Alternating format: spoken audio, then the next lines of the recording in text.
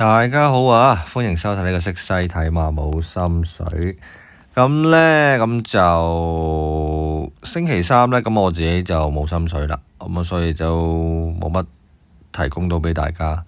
咁就睇翻呢個賽果呢，咁就都大致正常嘅。咁係估唔到有啲好冷嘅場合就熱頭冷腳就冷到飛起啦！咁啲4連環嗰啲賽果都嚇親嘅，其實咁就係啦，冇乜特別啦。星期三晚我自己覺得好咁啊，嚟緊咁啊星期日咁啊不得了啦！咁啊有一場就會係1級賽啦，咁啊有另外一場呢，就係打比嘅第2關。咁啊頭場呢，就會12點半就開始跑啦。咁就浪漫勇士啦，1級賽啦，咁啊香港金杯，咁啊理論上都唔應該會輸，係啦。如果輸啊，真係得啖笑。好，咁就首先講一講嗰個騎師分場表先啦。咁啊潘頓都唔使講啦，一枝獨秀。咁啊聽日首馬呢，望落去就似係後邊啲馬好啲啲啦，但係聽日應該就冇上個賽日咁平靚白爛嘅啦，照計就係啦。咁就練馬師方面呢，咁啊方嘉柏而家就 hit 咗兩邊啦。咁啊廖康明睇下係咪聽日又踩翻油咯，係啦。咁佢首馬就下風啲嘅，望落去係啦。好，咁今次呢，咁就同大家講下，咁啊我之前都星期三都講咗話分析下場打比嘅第2關，睇下點玩法。嗱，打比第2關啦，咁啊安排喺第9場啦。咁啊焦點所在，咁啊小鳥天堂大戰數字天文，咁係咪真係佢哋兩隻玩 L 晒呢？我自己覺得呢，有啲唔同少少睇法嘅。咁啊眾所周知啦，咁就等我一陣啊，撳翻第9場先。個排位表係啦，咁啊眾所周知啦，咁啊焦點所在一定係喺晒嗰兩隻馬度啦。咁嗰兩隻馬係咪肯定有呢？理論上我就覺得唔需要喺呢場度搏命咯，係啦。咁小鳥天堂佢就反而呢要真情要試嘅，所以就蝕底嗰個呢，我就覺得點都係佢嘅。咁相反，數字天文就一定着數過去，就因為佢係2000贏過，縮翻落嚟1800呢。啱啱再跑多場1800呢，喺路程根據上呢，我自己就覺得就數字天文好啲嘅。但係小鳥天堂都有一個好處嘅，就係丁冠豪呢一隻馬呢，小鳥天堂啦，個馬主正氣啦，咁啊所以其實丁冠豪都唔敢揸流灘啦，再加埋佢係丁冠豪嘅散掟招牌馬呢，所以都唔會有啲咩玩嘢嘅情況出現啊。只不過係咪真係咁需要？真係嗱，當然你話贏就固然更加好啦，但係輸我就覺得冇乜嘢嘅。反而呢場呢，大家呢應該着眼於呢邊啲馬係一定係贏唔到打比㗎啦。點贏唔到打比就呢場就真係搏晒老命去跑咯。咁所以就大家我自己呢場呢，我自己就有幾隻呢，我覺得冷腳呢可能要提一提防嘅。咁大家知啦，咁就廖康銘就兵分3路啦。咁其實8路金剛，我覺得佢贏打比嘅機會率都好低嘅。如果你問我，即係相對地係比較低啲。咁其實呢，佢上次個走勢呢，其實都跑得唔錯嘅。即係當然就晒冷就攞晒焦點啦，咁啊偷咗個冷屁啦。但係其實隻8路金剛呢係有啲碰撞嘅，即係當然你話未去至於會去到影響個名次啦，但係佢依然都係可以有機會會跑近接近嘅馬咯。咁所以就係咪真係嗱？聽日個賠率即刻睇一睇先。嗱，而家就唔使講啦，咁啊小鳥天堂就一枝獨秀啦。咁你其實見8路金剛啊、瑞盛人生啊嗰啲都會比較冷門啲嘅，係啦。咁我就覺得嗱，咁呢個周同學啦，咁佢就有另外一隻馬啦，嗰隻就係隻一生好彩啦。咁啊都因為聽日都會個馬主就出兩隻。咁呢隻馬咧我都有啲諗緊嗱。咁上次奧爾雲就騎得有啲差嘅，係咪真係里程未盡呢？咁啊真係未知。我覺得佢咧應該廖康銘呢隻馬應該會試一試，睇下夠唔夠長力，可能未必會跑最後一關都未定嘅。即係我諗志在參與咯。咁再加埋同一個騎師騎兩隻，咁我諗兩隻佢應該心中有數，邊一隻會去，或者兩隻都會去。因為以今季呢隻馬嚟講都比較鋭啲，咁所以就不能忽視咯。我自己人覺得係啦。咁仲有另外就廖康銘就最後一隻就係嗰隻睇下先，白路金剛晒冷啦。咁晒冷就 keep 住進步嘅，但係就出唔到頭。其實佢個難度都唔係低嘅。咁啊1200啦、1400啦、1600啦，好似一場又進步過一場咁。咁當然你話個14檔就會影響少少嘅，但係就變相有賠率分就可以留意下咯，係啦。咁反而大家可能要留意一下啲馬係未睇晒嗰啲咧，反而要小心啲。咁有啲咩未睇晒啦？咁啊紫荊盛世。其實呢隻馬我相信應該巴德禮唔放手，我諗佢心目中應該都對於呢隻馬佢有少少期盼嘅。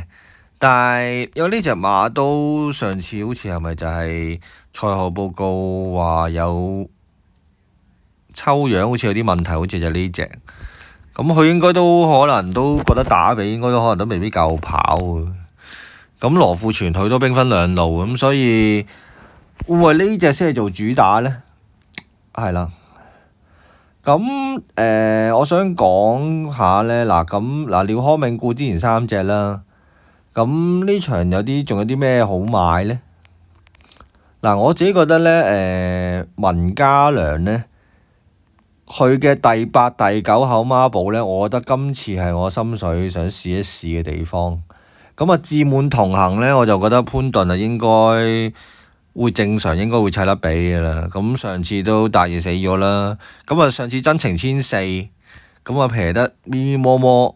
咁今日落返嚟1200，理論上睇下咪可以俾多次機會咯。嗱，咁即係都係睇職場而定啦。咁如果你話志滿同行職場都瓜 Q 埋嘅，咁啊到時可能就未必諗啦，再力再揀啦。但係其實我想講呢，今次文家良呢，嗰兩隻冷門啊都強配咗嘅，係啦。咁標之宇宙就上次誇張啦，咁啊潘頓135 1600贏。其實呢隻馬呢，我諗仲係可能有啲進步空間。只不過你話上次即係你話初跑1600啦，咁啊留到唔知咩事啦，留到最包尾。咁你睇翻個賽後報告，其實好多隻都好有問題嘅，自己覺得係啦。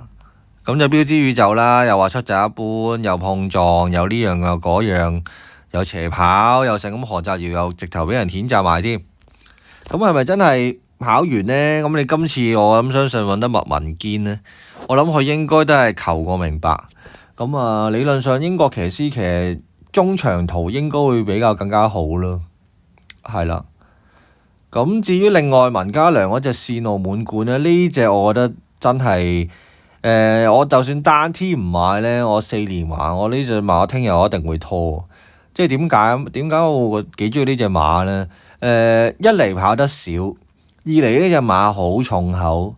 其實呢，如果大家留意蘇銘倫嗰場呢，第2場就1200呢，其實都幾誇張嘅。咁當然可能我另外 partner 康哥就攻擊下佢啦。咁攻擊佢就因為嗰35啦，但係其實都誇張嘅。佢臨尾呢，留得咁後呢，而衝上嚟呢，我覺得係有少少質素嘅啫嘛，係啦。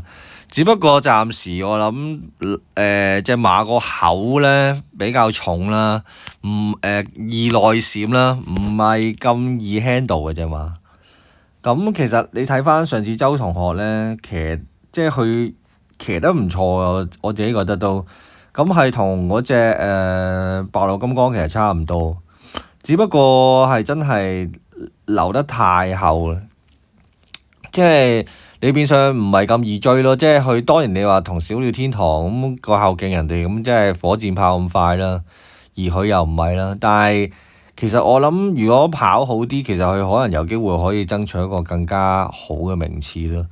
咁同埋嗰個變數都比較大，我覺得呢隻馬係啦。咁所以如果真係文家良假設當佢食到一口啦，即係如果戰滿騰行打一次當佢贏咗啦，咁我覺得兩隻咧，我覺得不妨買少少拖下。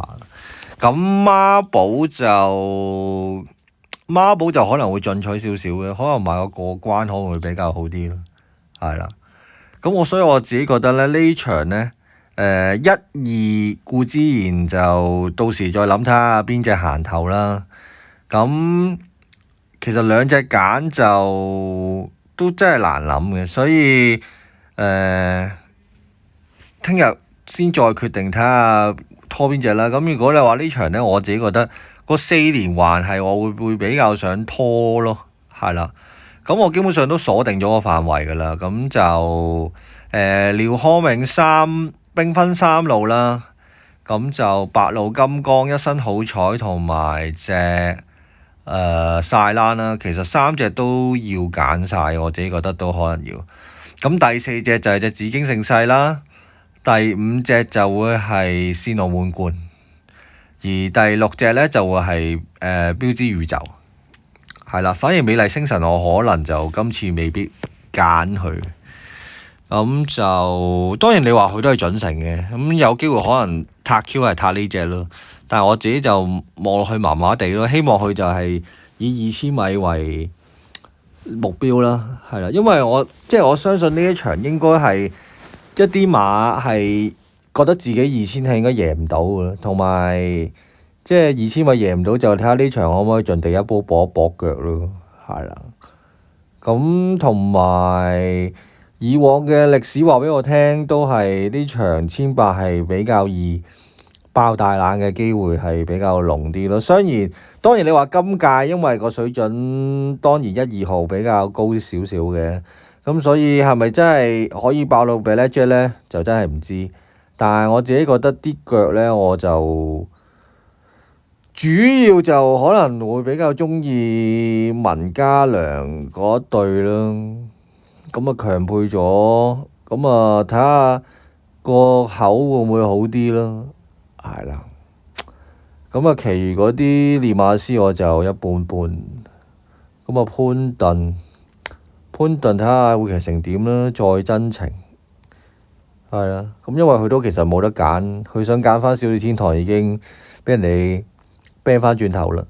咁所以我就今次個打比第2關咧，我預計嘅形勢咧，正路諗咧，我諗1、2可能有一隻咯。即係我會係比較 prefer 唔希望1、2翻嚟。如果1、2翻嚟嘅話，其實都冇辦法噶啦。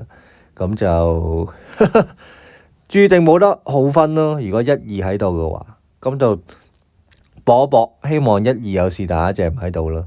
咁之後就廖康永3隻啦，文家良2隻啦，係啦。咁之後羅富全睇下咪去隻冷咯，紫荊盛世。好，咁今次心水係咁多，咁睇下係咪有啲冷腳，睇下可唔可以偷下雞啦。係咁多，咁聽日即場再同大家度一度。係咁先，拜拜。